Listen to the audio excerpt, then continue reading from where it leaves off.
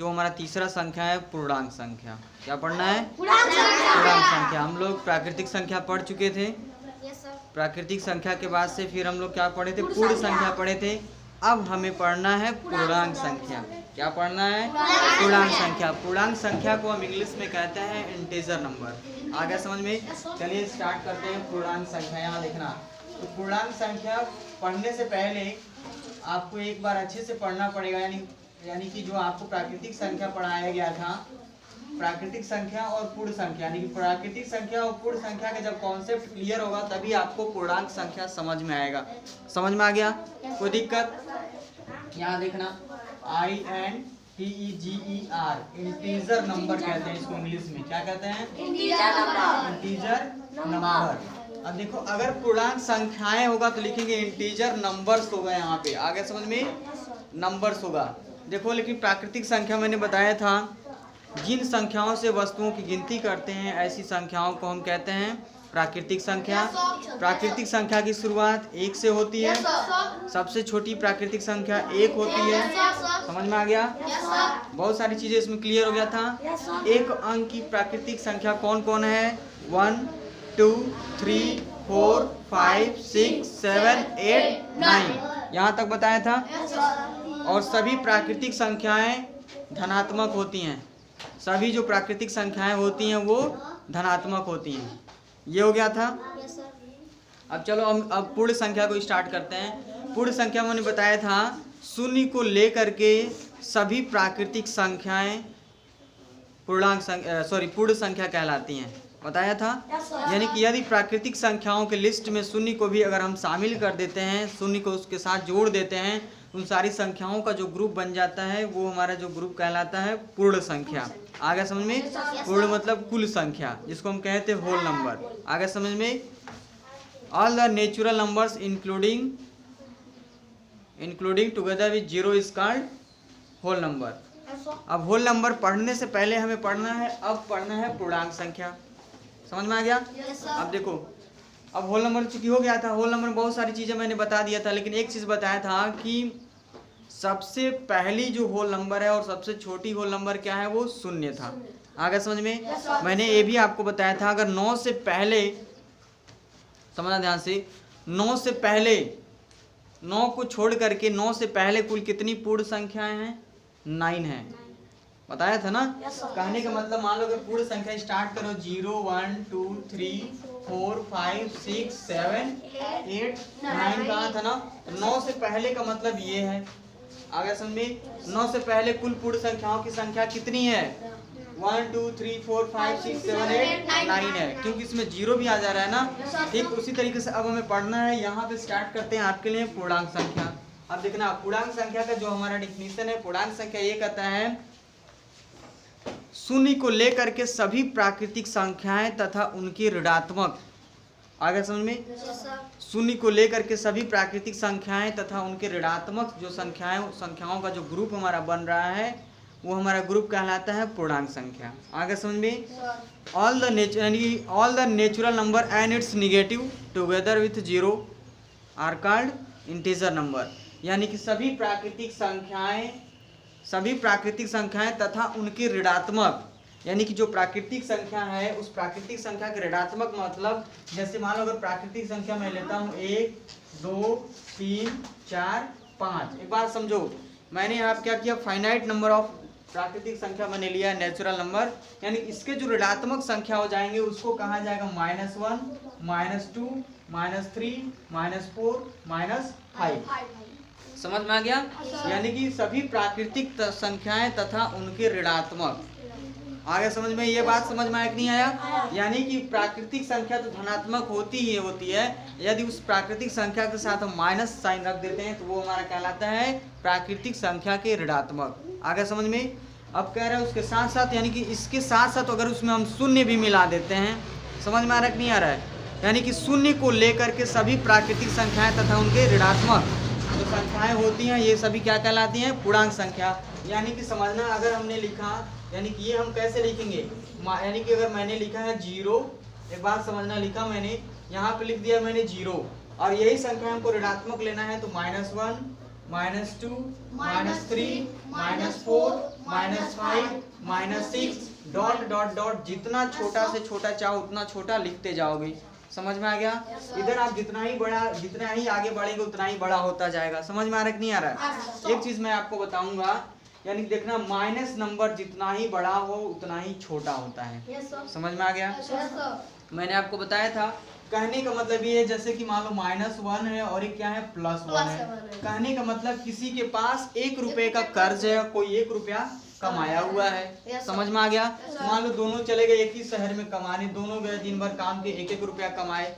समझ में आ रहा है कि नहीं आ रहा है? तो ये वाला सोचेगा कि हमको कर्ज भरना है, तो ये अपना 1 रुपया भर दिया तो इसके पास 0 रुपया बचा।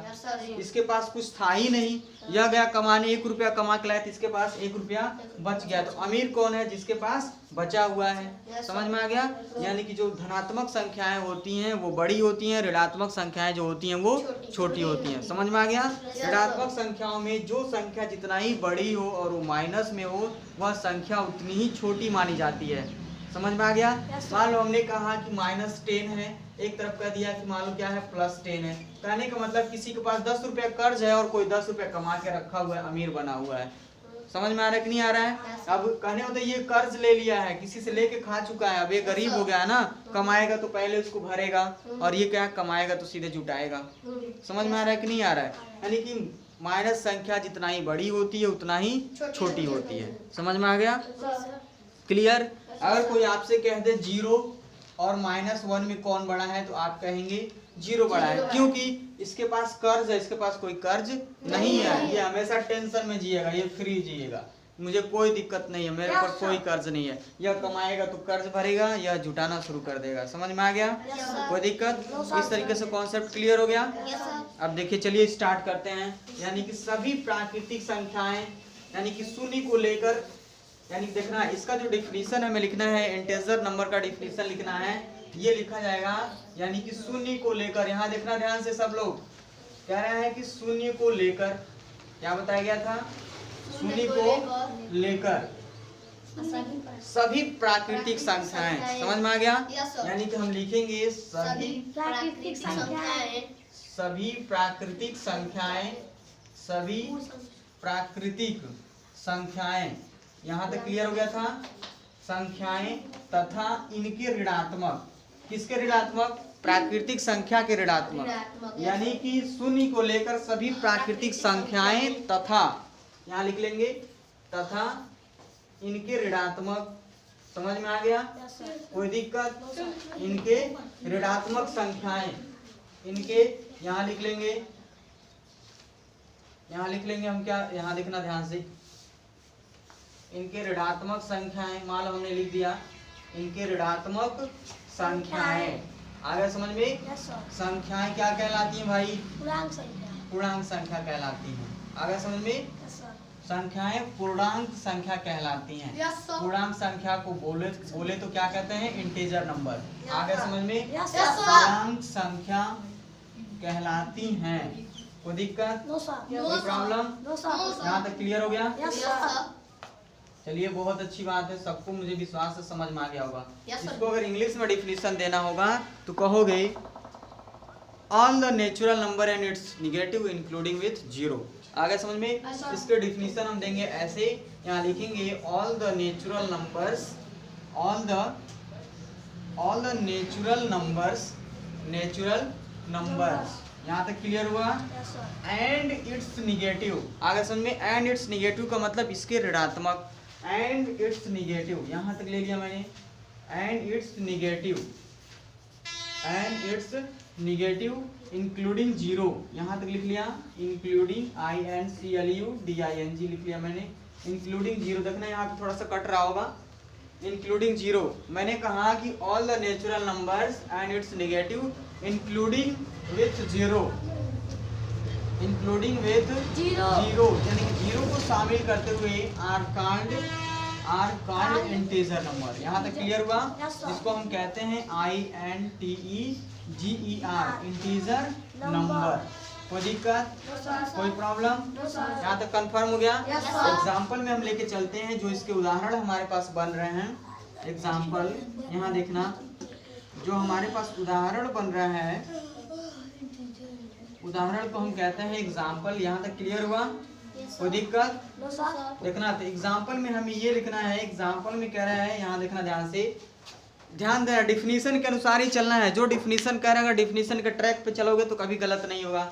सबसे पहले कह रहा है शून्य को लेकर सभी प्राकृतिक संख्याएं तथा इनके ऋणात्मक। चलो भाई, शून्य को लेकर के सभी प्राकृतिक संख्याएं हम इधर बना देते हैं। 2 3 4 5 6 7 8 9 डॉट डॉट डॉट इनफाइनाइट, मतलब कि अनंत। यहाँ तक क्लियर हो गया? जितना बड़ा से बड़ा चाहे आप आगे बढ़ते जाइए। अब शून्य को लेकर सभी प्राकृतिक संख्याएं तथा इनके ऋणात्मक। चलो भाई ऋणात्मक बना लो। -1 -2 -3, यहाँ हो जाएगा -4, यहाँ ले लेंगे -5, हो जाएगा -6। यहाँ तक क्लियर हुआ? यानी कि ये सभी क्या है, संख्याएं जो आपको दिख रहे हैं क्या है, पूर्णांक संख्याएं। आप जितना ही माइनस में जाओगे उधर माइनस क्या है, इनफाइनाइट है।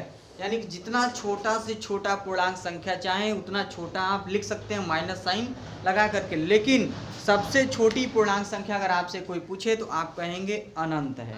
आ गया समझ में? क्यों अनंत है? क्योंकि पूर्णांक संख्या आप जितना छोटा चाहे उतना छोटा लिख सकते हैं। समझ में आ गया? कोई दिक्कत? एक चीज ध्यान देना, पूर्णांक संख्या कभी भी दशमलव में नहीं लिखा जाता, दशमलव संख्या में नहीं लिखा जाता। It is not represented in the form of decimal number. आगे समझ में? इसको कभी भी डेसिमल नंबर के रूप में नहीं लिखा जाता है। आगे समझ में? कोई दिक्कत? दूसरी बात मैंने बताया था, पूर्णांक संख्या अगर आप देखो पॉजिटिव साइड में आप चलो, समझ में आ रहा है कि नहीं आ रहा है? पूर्णांक संख्या अगर पॉजिटिव साइड में तुम चल रहे हो, पॉजिटिव साइड का मतलब जितना बड़ा से बड़ा चाहो उतना बड़ा लिख सकते हो। समझ में आ रहा है? क्योंकि आगे समाप्त होने वाला नहीं है, दूर दूर तक चले जाओ बहुत बड़ा लिख सकते हो। कोई दिक्कत? कोई प्रॉब्लम? यहाँ तक कंफर्म हुआ?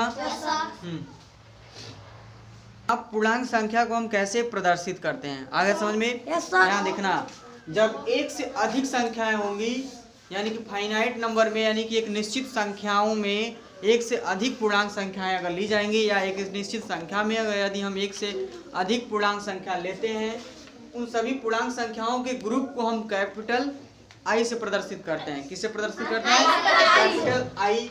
जैसे मान लो कि हमारे पास एक पूर्णांक संख्या का लिस्ट है, जैसे हमने कहा -5 है, -4 है, -3 है, -2 है, -1 है, 0 1 2 3 4, मान लो 5 है। बात समझना ध्यान से, हमारे पास कुल ये 11 ये क्या है, 11 पूर्णांक संख्याएं ली गई हैं। समझ में आ गया? इन 11 पूर्णांक संख्याओं को यदि एक साथ हम ग्रुप में रख दें, इन ग्रुप में अगर इनको हमें प्रदर्शित करना हो तो या तो हम कैपिटल आई का प्रयोग करेंगे या तो हम कैपिटल जेड का प्रयोग करते हैं। जेड से भी प्रदर्शित किया जाता है और कैपिटल आई से भी प्रदर्शित किया जाता है।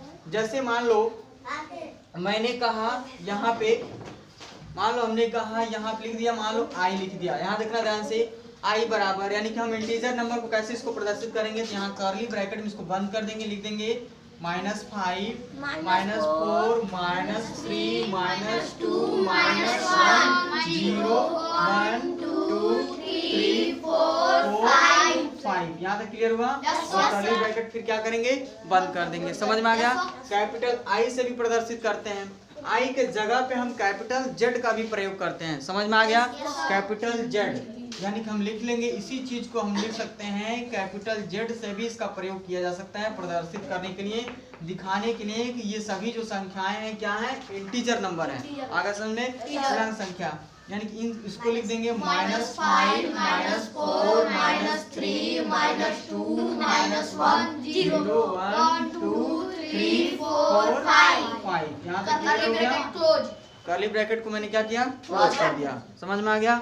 मजमूला ब्रैकेट, यानी कि देखना, जब एक से अधिक संख्याओं में कुछ इंटीजर्स नंबर दिए जाते हैं, कुछ पूर्णांक संख्या दिए जाते हैं, तो उनके ग्रुप को, उनके समूह को प्रदर्शित करने के लिए या तो हम कैपिटल आई का प्रयोग करते हैं या तो हम कैपिटल जेड का प्रयोग करते हैं। समझ में आ गया?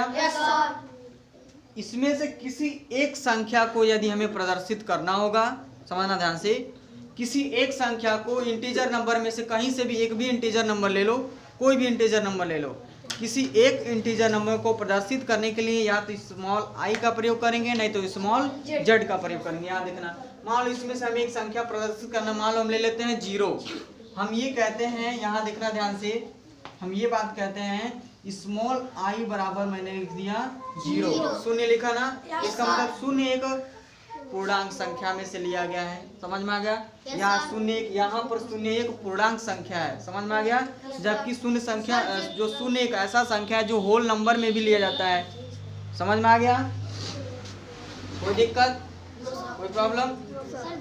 अब यहाँ पे क्या है, किसी एक पूर्णांक संख्या को प्रदर्शित करना हो, जैसे मान लो हमें 4 को -4 को करना है, यहाँ -4 को दिखाना है कि ये कौन सी संख्या, मान लो पूर्णांक संख्या है, इसको लिख देंगे स्मॉल आई। किसी एक संख्या को प्रदर्शित करने के लिए हम स्मॉल आई का प्रयोग करते हैं, समझ में आ गया। इसी चीज को हम लिख सकते हैं यहाँ से स्मॉल जेड, ये वाला स्मॉल जेड रहेगा, ये ऐसे नीचे से ऐसे रहता है, समझ में आ गया। स्मॉल जेड बराबर लिख देंगे -4, यानी कि ये -4 क्या है, यहाँ पर पूर्णांक संख्या की बात किया जा रहा है, यानी कि ये जो -4 क्या है, ये पूर्णांक संख्या है, समझ में आ गया। यहाँ पे इसी चीज को मान लो हमने ले लिया 2, अगर कह रहा है कि स्मॉल आई बराबर हमने कह दिया 2, यानी कि यहाँ पे जो 2 है, 2 की बात ये कहा जा रहा है कि यह एक क्या है, पूर्णांक संख्या है। यहाँ पर 2 के बारे में बताया जा रहा है कि यह 2 जो है पूर्णांक संख्या के लिस्ट में से लिया गया है, समझ में आ गया। इसी चीज को हम लिख सकते हैं स्मॉल आई इक्वल टू, हम लिख सकते हैं, सॉरी स्मॉल आई नहीं, स्मॉल जेड बराबर हम लिख सकते हैं 2, समझ में आ गया। यहाँ भी यानी कि जो हमारा 2 है ये पूर्णांक संख्या का लिस्ट में लिया गया है, यानी कि जेड से भी प्रदर्शित कर सकते हैं और आई से भी प्रदर्शित कर सकते हैं। कोई दिक्कत, कोई प्रॉब्लम, यहाँ देखना। उसके बाद से हमें आपको ये समझाना था, अब पूर्णांक संख्याओं के बारे में कुछ हमें और भी चीजें पढ़नी, यहाँ देखना ध्यान से। जैसे कि मान लो पूर्णांक संख्या के बारे में हमें पढ़ना है, लेके चलते हैं। सभी पूर्णांक संख्याओं को संख्या रेखा पर प्रदर्शित किया जा सकता है, समझ में आ गया। जब पूर्णांक संख्या को संख्या रेखा पर प्रदर्शित करेंगे तो इस चीज का ध्यान देना चाहिए। जैसे भी हमने क्या किया, एक नंबर लाइन, एक लाइन बनाया, उस लाइन पे हम क्या करेंगे, पूर्णांक संख्याओं को दर्शाएंगे और दोनों तरफ हम क्या करेंगे, तीर लगा देंगे, समझ में आ गया। लेकिन यहाँ पे सबसे पहले एक संख्या लेते हैं, उसको हम देते हैं 0, point of origin. Point of origin नहीं है ये, लेकिन ये पॉइंट ऑफ ओरिजिन की जैसे अन्य जो सारी संख्या लिखी जाती हैं उसमें प्रदर्शित किया जाता है। लेकिन यहाँ पे सबसे पहले हम क्या करेंगे, इसके मिड पॉइंट में 0 को लिखेंगे। 0 से राइट साइड में सभी पॉजिटिव पूर्णांक संख्या यानी धनात्मक पूर्णांक संख्या 0 से दाहिने साइड में लिखेंगे। जो हमारे ऋणात्मक पूर्णांक संख्या होंगी वो 0 से बाएं की तरफ लिखी जाएंगे। लेकिन सारी संख्याओं के बीच का जो हमारा डिस्टेंस होगा, गैप होगा, इस संख्या रेखा पर क्या होगा, बराबर होगा। जैसे मान लो हमने लिखा, इधर लिखा 1, ये लिख दिया 2, ये लिख दिया 3, ये लिख दिया 4, ये लिख दिया 5। यहाँ तक क्लियर हो गया। यानी सभी पूर्णांक संख्याओं को संख्या रेखा पर प्रदर्शित किया जा सकता है। अब इसको करना है, इधर लिख देंगे -1, -2, -3, -4, -5। मतलब कि ये अनंत है, तीर बता रहे हैं कि अभी और भी लिखना है, समझ में आ गया। मान लो इस संख्या रेखा का नाम मैंने दे दिया, यहाँ पे था x और इस संख्या यहाँ पर रख दिया मैंने y। यहाँ तक क्लियर हुआ, कंफर्म हो गया, कोई दिक्कत, कोई प्रॉब्लम, संख्या रेखा कॉन्सेप्ट क्लियर हो गया। अब हमें ये पढ़ना है कि पूर्णांक संख्या के बारे में, यहाँ लिखना प्रत्येक पूर्णांक संख्या, जैसे कि पूर्ण संख्या में हमने बताया था, एक पूर्ववर्ती बताया था और क्या बताया था, उत्तरवर्ती, जिसका दूसरा नाम क्या था, अनुवर्ती। अनुवर्ती था ना। उत्तरवर्ती संख्या को हम अनुवर्ती भी कहते हैं। यहाँ देखना ध्यान से, पूर्ववर्ती संख्या यानी जब आपको मैंने पूर्ण संख्या पढ़ाया था, होल नंबर पढ़ाया था, तो होल नंबर की चूंकि शुरुआत 0 से होती है, 0, 1, 2, 3, 4, इसमें हमने कहा था शून्य को छोड़ करके सभी संख्याओं के पूर्ववर्ती संख्या होते हैं, समझ में आ गया। पूर्ववर्ती का मतलब एक पहले वाली संख्या, क्योंकि 0 के पहले कोई संख्या नहीं है, 0 से चूंकि स्टार्ट ही हो रहा है, यानी कि शून्य को छोड़ करके सभी पूर्ण संख्याओं के पूर्ववर्ती संख्या होते हैं। पूर्ण संख्या, पूर्णांक की बात मैं नहीं कर रहा हूँ, समझ में आ रहा है कि नहीं आ रहा है। अब देखना, शून्य एक ऐसी संख्या है, इन द केस ऑफ पूर्ण संख्या, देखना पूर्ण संख्या का लिस्ट में शून्य एक ऐसी पूर्ण संख्या है, इस शून्य का सिर्फ क्या है, अनुवर्ती संख्या है, यानी कि उत्तरवर्ती संख्या है, इसकी पूर्ववर्ती संख्या नहीं है। जबकि हमारे पास पूर्णांक संख्या में कोई ऐसी संख्या नहीं है जिसके साथ इस तरह की कोई बात हो, यानी कि सभी संख्याओं के अनुवर्ती संख्या भी है और पूर्ववर्ती संख्या भी है, यानी कि सभी संख्याओं की उत्तरवर्ती भी संख्या है और पूर्ववर्ती भी संख्या है, समझ में आ गया। उत्तरवर्ती को ही हम कहते हैं अनुवर्ती। यहाँ लिखना, मान लो कहा उत्तरवर्ती संख्या, उत्तरवर्ती और अनुवर्ती का मतलब दोनों सेम होता है। आगे समझ में, अनुवर्ती, मान लो मैंने कहा अनुवर्ती संख्या, कोई दिक्कत? अनुवर्ती, दोनों का मीनिंग सेम है। अनुवर्ती का मतलब होता है एक आगे वाली संख्या। समझ में आ रहा है? कोई दिक्कत, कोई प्रॉब्लम? यहाँ देखना ध्यान से। अब हमें पढ़ना है, यहाँ देखना कॉन्सेप्ट आप उत्तरवर्ती और अनुवर्ती संख्या में लेके चलते हैं। यहाँ देखना, अब इसमें ये पढ़ना है, अनुवर्ती और पूर्ववर्ती संख्या में ये पढ़ना है। यहाँ पे कह रहा है सभी पूर्णांक संख्याओं के अनुवर्ती संख्या भी होते हैं और पूर्ववर्ती भी संख्या होते हैं। समझ में आ गया? कैसे? जैसे मान लो हमने कहा कि -4 का, अगर ना समझ में आए तो कुछ नहीं करना, सीधे एक संख्या रेखा बनाना और इस संख्या रेखा पर ऐसे लिख देना 0, यहाँ लिख देना 1 2 3 4 5 6 7 8, बस यहीं तक रहने दो। यहाँ लिखना है हमको, लिख दिया -1 -2 -3 -4 -5 -6 -7। यहाँ पे देखना ध्यान से। अब हमें बताना है कि उत्तरवर्ती, यहाँ देखना अनुवर्ती का मतलब हुआ एक बाद वाली संख्या, मतलब कि एक आगे वाली संख्या। समझ में आ गया? यहाँ पे मैंने कहा इसका मतलब होता है एक आगे वाली संख्या, एक आगे वाली संख्या। यहाँ तक क्लियर हो गया? यानी कि एक आगे वाली संख्या हो गया, इसको हम कहते हैं उत्तरवर्ती। इसी का दूसरा नाम है अनुवर्ती। समझ में आ गया? एक हमारा क्या था? पूर्ववर्ती। पूर्ववर्ती संख्या देखना, पूर्ववर्ती का मतलब होता है, पूर्ववर्ती का मतलब, पूर्ववर्ती संख्या मतलब एक पीछे वाली संख्या। पूर्ववर्ती संख्या का मतलब होता है एक पीछे वाली संख्या। कौन सी संख्या? एक पीछे वाली संख्या। एक पीछे वाली संख्या। यहाँ तो कंफर्म हुआ? बोलो। Yes sir.